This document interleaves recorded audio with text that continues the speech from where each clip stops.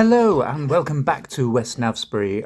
Apologies, it's been a little while since I've posted an update. These are supposed to be every month or so, but work commitments have got in the way as ever.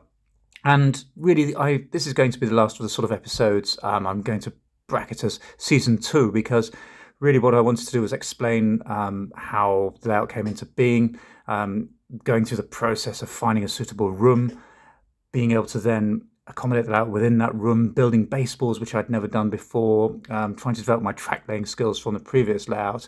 But now really you're pretty much up to speed. We've covered those aspects, and future episodes now are going to look forward to monthly updates. So I'm up to the stage now where I have the two main lines running, connected quite successfully, and also the independent line, which you can see illustrated here, with the sprinter running along, and those lines feed the station, platforms 1, 2 and 3, the other side of the layout.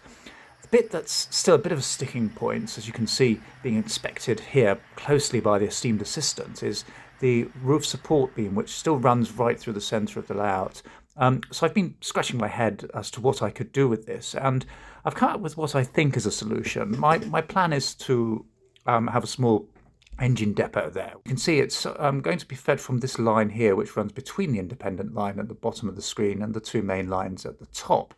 It will then branch into two, one line running parallel to the independent line, and the other, as illustrated by that class 31, will run towards where the roof support beam is. And my plan is to cover that with scenery. So effectively I'm going to disguise it as a building with an engine shed, effectively, with doors either end, supposedly with a line running through, when in actual fact there will be no physical connection. It's not the neatest solution in terms of actual running flexibility. However, what it will provide is some way of disguising that roof support beam. So the other area I've been working on is on the other side of the layout, where the station buildings and platforms are.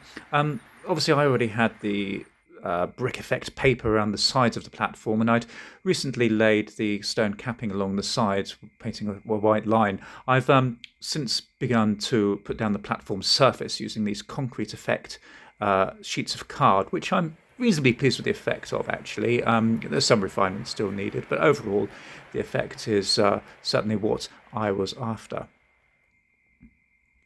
Meanwhile, the station buildings are progressing slowly. I'm useless at scratch building things, but the island platform buildings between platforms 2 and 3 have been glazed.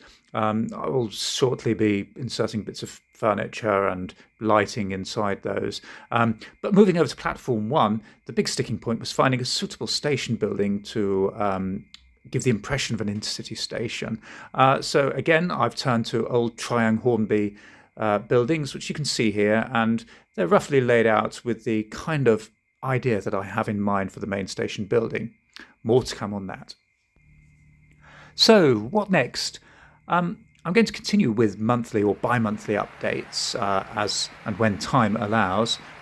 You've been brought up to date on the sort of building of the layout, so now I'll be just moving forward with updates as things progress slowly.